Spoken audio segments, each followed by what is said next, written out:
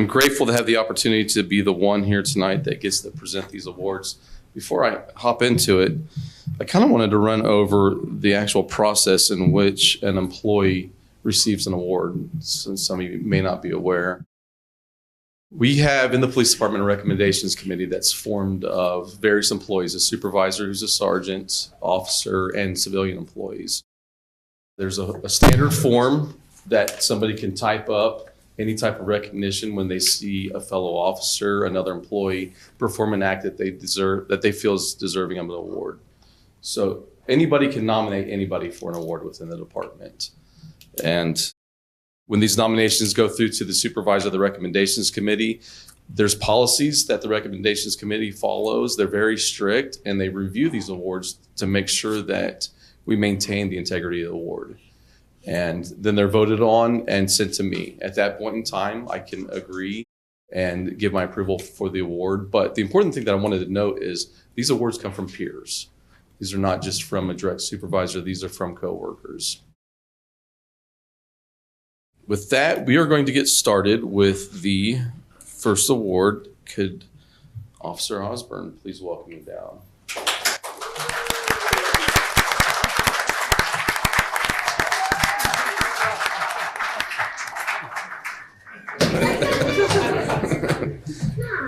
This is part of the reason that she received the award that she's getting. So Officer Osburn was nominated and unanimously voted on to receive the 2025 Employee of the Year Award. I'm going to go over some of the few reasons why she was nominated and chosen. Over the past several years, Officer Osburn has worked as a prisoner transport officer, property transport officer, property room officer. In the beginning of 2025, I asked Officer Osburn if she'd be willing to take on the role of vehicle maintenance officer. I distinctly remember her face with a little bit of surprise, and then with no hesitation whatsoever saying, yes, I would love to. I don't know anything about this topic, but I am happy to learn, and that she did. Within a matter of weeks, officers began noticing vast improvements to the condition of the patrol vehicles and the extremely efficient manner in which patrol vehicles were being repaired. This even includes taking the initiative to remove snow from the vehicles on snowy days prior to officers arriving for their shifts so that the vehicles be ready and the officers could immediately go on patrol. Officer Osburn also assumed the task of working with our vendors to ensure the newly implemented F-150 was properly equipped and consistently scheduled maintenance for all the rest of the vehicle fleet. There was not one time this year that we questioned what was going on with the vehicle. If it was written up, we knew that she was on top of it. And implementing equipment in a brand new vehicle that has never been done before is a task. All the equipment's new, and she took this task on and enjoyed every minute of it with the same smile that you saw as she walked down here tonight. Even after taking on the task of vehicle maintenance officer, Officer Osburn wasn't done demonstrating the positive changes she wanted to lead within our department. Officer Osburn focused the remainder of her time in the department's property room, from expediting court documentation for property destruction to modernizing and improving property packaging procedures. Officer Osburn spearheaded improvements with all of her assignments.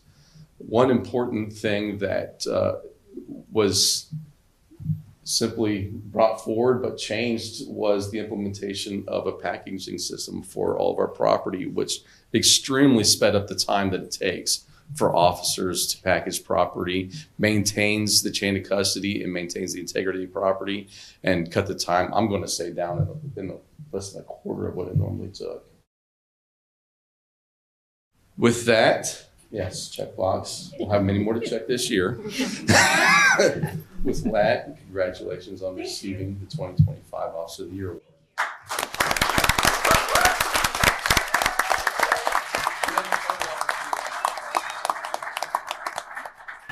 Thank you. Get your face that way. You got face this way. With both of us.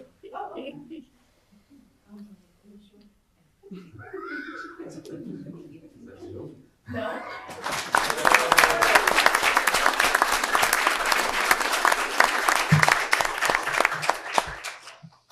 Okay, for our next award, could I please have Officer James Roberts come down?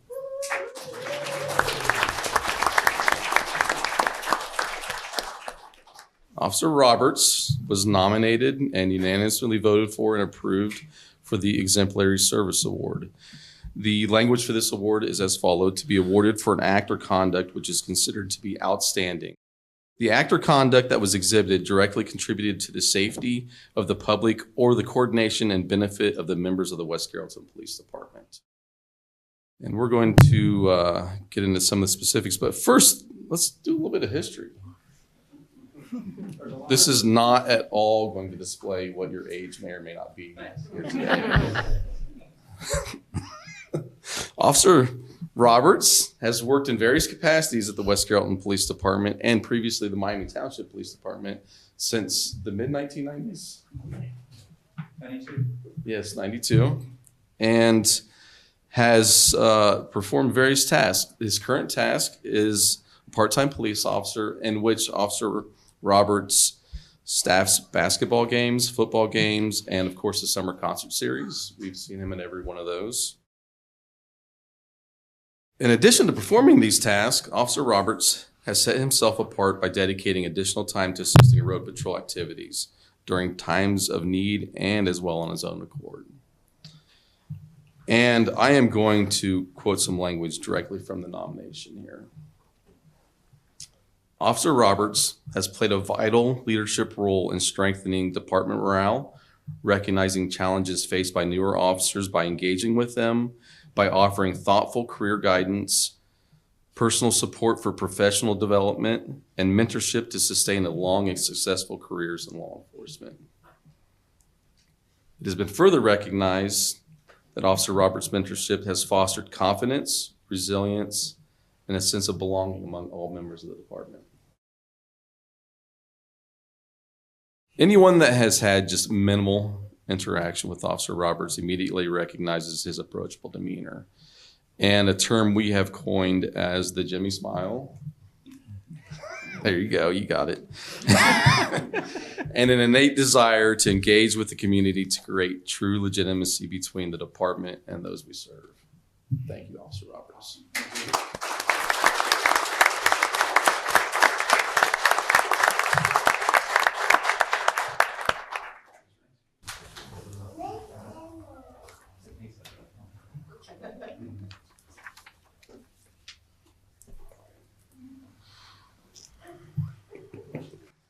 Just smile.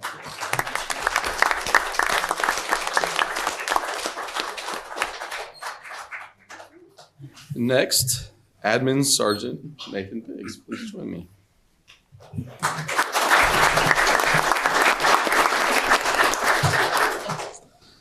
Sergeant Biggs was nominated and unanimously voted for to receive the Commendation. The language for this is to be awarded for an act that is considered above and beyond the call of duty or giving evidence of selfless and highly professional conduct by an employee. As most of you are aware, Sergeant Biggs is the accreditation manager for the department.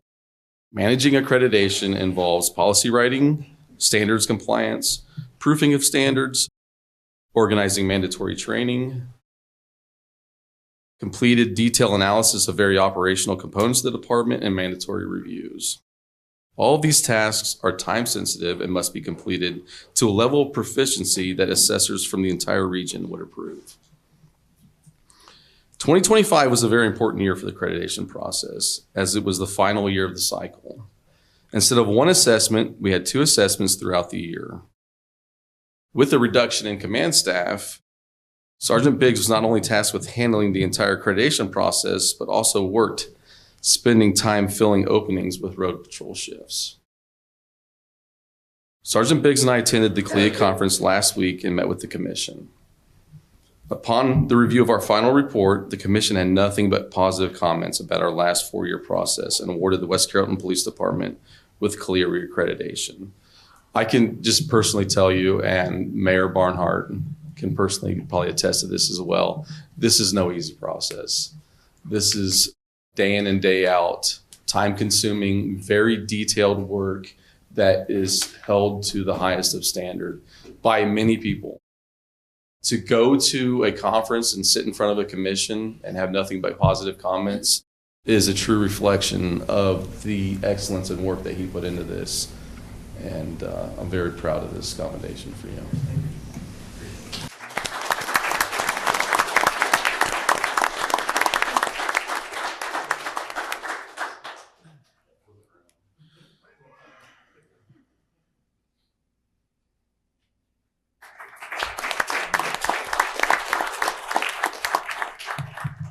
Another tough award. We're going to bring all three down at once for this. This is an award that takes the entire year to complete. Can I have Officer Woolum, Officer Johnson, and Officer Garwood?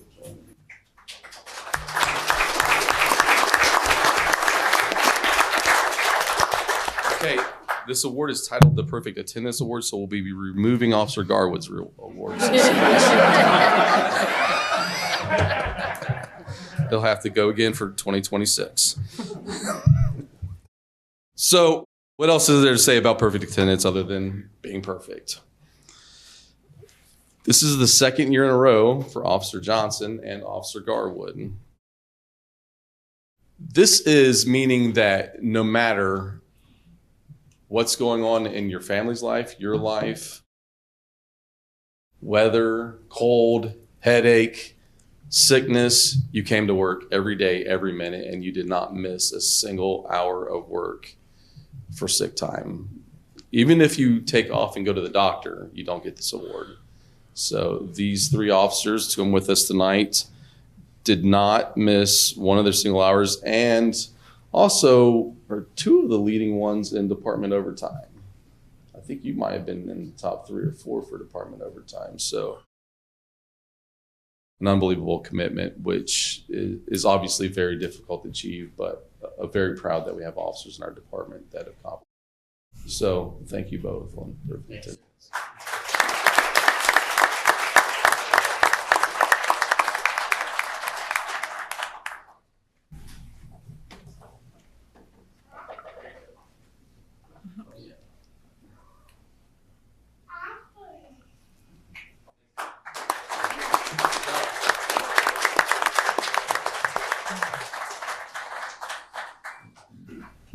Chief Code Enforcement Officer Enterman.